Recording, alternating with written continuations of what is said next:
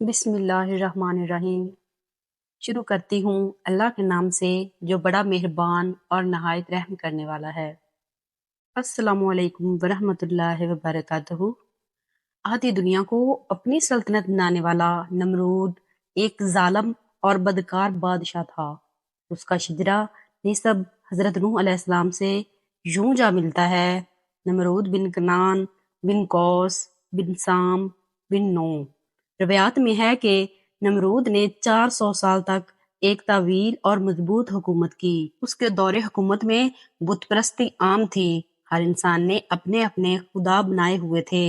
انہوں نے خدا کی عبادت کو چھوڑ کر عبادت کے اپنے طریقے ہی اپنا رکھے تھے۔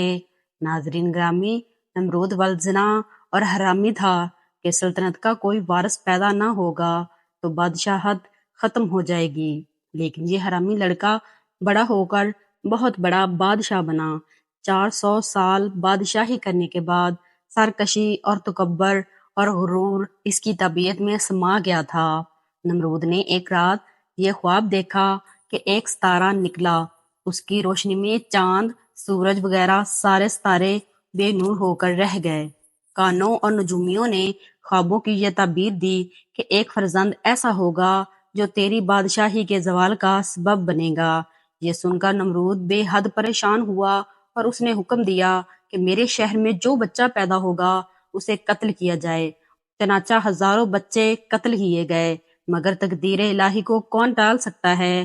اس دوران حضرت ابراہیم علیہ السلام پیدا ہوئے اور بادشاہ کے خوف سے ان کے والدہ نے اس شہر سے دور پہاڑ کے غار میں ان کو چھپا دیا۔ اسی غار میں چھپ کر ان کی والدہ ان کو روزانہ دودھ پلایا کرتی۔ بعض مفسرین کا قول ہے کہ 7 برس کی عمر تک، اور بعض نے تحریر فرمایا کہ 17 برس تک آپ اسی غار میں پرورش پاتے رہے۔ دوسری طرف شرک اتنا عام تھا کہ نمرود کے دور میں کوئی ایک خدا کو ماننے کے لیے تیار نہ تھا۔ نمرود لوگوں کو کہتا تھا کہ میں بھی خدا ہوں، وہ ہر کسی کو اپنی عبادت کرنے پر مجبور کرتا۔ اس دور میں حضرت ابراہیم علیہ السلام ہی تھے جو ایک خدا پر یقین رکھتے تھے۔ وہ بتوں کی پوجا کرنے سے دوسروں کو بھی منع کرتے کہ خدا صرف ایک ہی ہے، اسی کی عبادت کرو، اس کے سوا تو کوئی عبادت کے لائق نہیں۔ نمرودی قوم ایسی قوم تھی جس پر حضرت ابراہیم کے الفاظ کا کوئی اثر نہیں پڑتا تھا۔ ایک دن ایسا ہوا کہ حضرت ابراہیم علیہ السلام ان کے سب سے بڑے بت خانے میں چلے گئے۔ وہاں بے شمار بڑے بڑے بت تھے۔ حضرت ابراہیم علیہ السلام نے ان کے سب بتوں کو کلہاڑے سے توڑ دیا اور سب سے بڑے بت کے کاندھے پر کلہاڑا لٹکا دیا۔ جب نمرودی قوم اپنے بت خانے میں آئی تو انہوں نے دیکھا اب کے سب بت پاش پاش ہوئے پڑے ہیں، بس ایک بت بچا ہے جس کے کندھے پر کلہاڑا بھی لٹک رہا ہے۔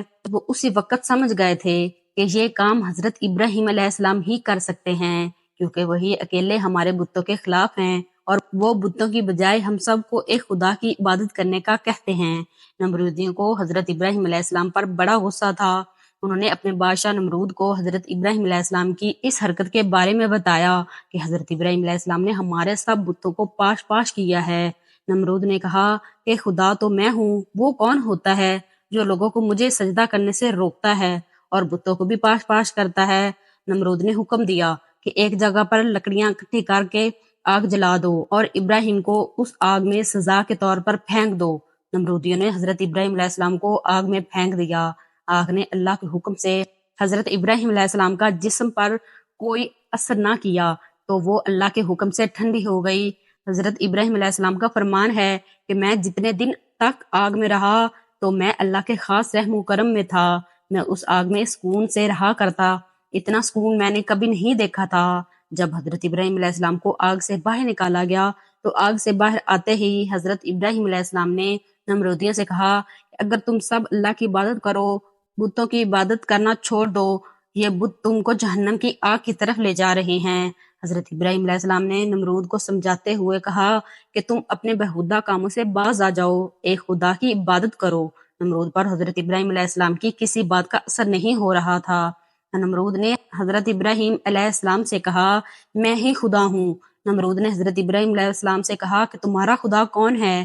حضرت ابراہیم علیہ السلام نے فرمایا میرا خدا تو اللہ تعالیٰ ہے جو ہر کسی کو زندگی اور موت دینے والا ہے، جو پوری کائنات اور آسمان کا مالک ہے۔ جب حضرت ابراہیم علیہ السلام نے یہ بات کہی تو نمرود نے مسکراتے ہوئے کہا یہ سب کام تو میں بھی کر سکتا ہوں۔ نمرود بادشاہ نے 2 قیدیوں کو بلوایا جن کو سزائے موت ہو چکی تھی۔ ان میں سے نمرود نے ایک کو مار دیا اور دوسرے کو آزاد کر دیا۔ یہ کام کرنے کے بعد نمرود حضرت ابراہیم علیہ السلام سے کہنے لگا یہ دیکھو میں خدا ہوں، میں نے ایک کو موت کے گھاٹ اتارا اور دوسرے کو زندہ چھوڑ دیا۔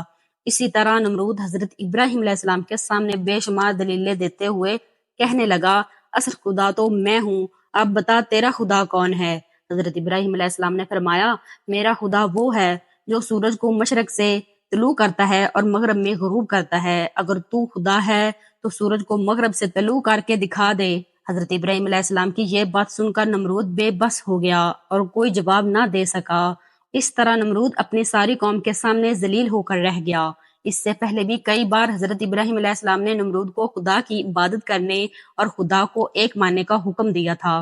نمرود پر حضرت ابراہیم علیہ السلام کی باتوں کا کوئی اثر نہ ہوتا، چنانچہ حضرت ابراہیم علیہ السلام نے کئی بار نمرود کو دین حق کو قبول کرنے کی دعوت دی تھی۔ نمرود حضرت ابراہیم علیہ السلام کے اس عمل سے تنگ آ چکا تھا۔ بادشاہ نمرود نے حضرت ابراہیم علیہ السلام سے کہا اگر تیرا خدا سچا ہے تو اس کو کہہ دے کہ میرے ساتھ جنگ کرے اور اس کو بول دو کہ اپنا لشکر زمین پر اتارے جو مجھ سے جنگ کرے۔ میں خدا نمرود ہوں، میرے سوا کسی میں کوئی ہمت نہیں کہ وہ میرے سامنے کھڑا ہو۔ نمرود کی زبان سے یہ الفاظ کا نکلنا تھا کہ دوستو حضرت ابراہیم علیہ السلام کی بارگاہ میں حضرت جبرائیل علیہ السلام تشریف لے آئے اور فرمانے لگے اللہ کا لشکر جنگ کے لیے تیار ہے۔ حضرت ابراہیم علیہ السلام نے یہی الفاظ نمرود سے کہہ دیے کہ اللہ کا لشکر جنگ کرنے کے لیے تیار ہے۔ حضرت ابراہیم کی بات کو سن کر نمرود نے جنگ کی تیاری کرنے کے لیے 3 دن مانگ لیے۔ اللہ کی طرف سے نمرود کو 3 دن کا وقت دیا گیا۔ 3 دن تک نمرود نے ساری دنیا سے بڑے بڑے نامی گرامی جنگجو کو بلوا لیا۔ وہ نمرود کی طرف سے جنگ لڑنے کے لیے تیار ہو گئے۔ جب نمرود کا سارا لشکر اکٹھا ہو گیا تو نمرود نے کہا اے ابراہیم میں جنگ کے لیے تیار ہوں، جو میں نے 3 دن مانگے تھے وہ پورے ہو چکے، تم اپنے رب کی فوج کو بلا لو۔ حضرت ابراہیم علیہ السلام اللہ کے بارگاہ میں دعا کی تو اللہ نے نمرود سے جنگ کرنے کے لیے مچھروں کا لشکر بھیج دیا جس کی تعداد نمرود کے لشکر سے کئی گنا زیادہ تھی۔ اللہ کے بھیجے گئے مچھروں نے چند ہی لمحوں میں نمرود فوج پر حملہ کیا اور اس کی فوج کا خون چوس لیا۔ نمرود کی فوج میں ہڈیاں ہی ہڈیاں نظر آنے لگی۔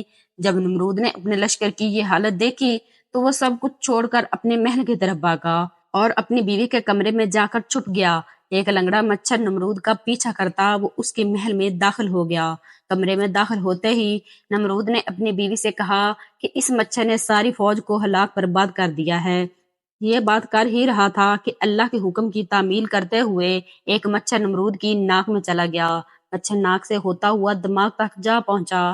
مچھر دماغ میں جا کر دماغ کو کاٹنے لگا اور جب مچھر دماغ کو کاٹتا تو نمرود تکلیف سے اپنے سر کو پاگلوں کی طرح دیواروں کے ساتھ مارتا رہا۔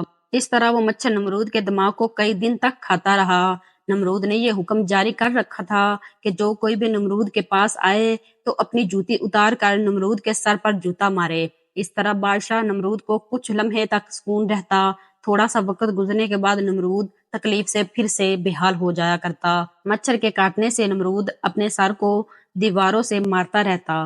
اسی سزا میں تڑپتا تڑپتا نمرود اس دنیا سے چل بسا۔ اس لیے کہا جاتا ہے کہ اللہ کو کسی کا شریک مت ٹھہرایا جائے۔ نمرود کا حال ہماری آنکھوں کے سامنے ہے۔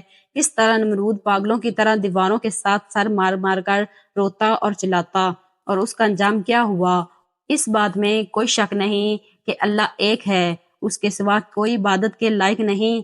جب کوئی بھی اللہ کی ذات کو للکارتا ہے تو اللہ پاک اس کا انجام بہت برا کرتا ہے۔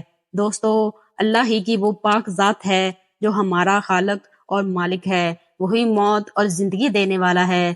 دن رات سورج چاند ستارے کوئی بھی اس کی مرضی کے بغیر حرکت نہیں کر سکتا، اور جو خدا کی نافرمانی کرتا ہے ایک نہ ایک دن وہ عذاب الہی میں ضرور مبتلا ہوتا ہے۔ تو بس ہر حال میں اللہ کا شکر ادا کرتے رہیں اور کبھی بھی کسی بات کا غرور مت کیجیے گا۔ ناظرین، اگر آپ کو ہماری ویڈیو اچھی لگے تو لائک اور شیئر ضرور کیجیے گا اور ہمارے چینل کو سبسکرائب کیجیے گا۔ اللہ حافظ۔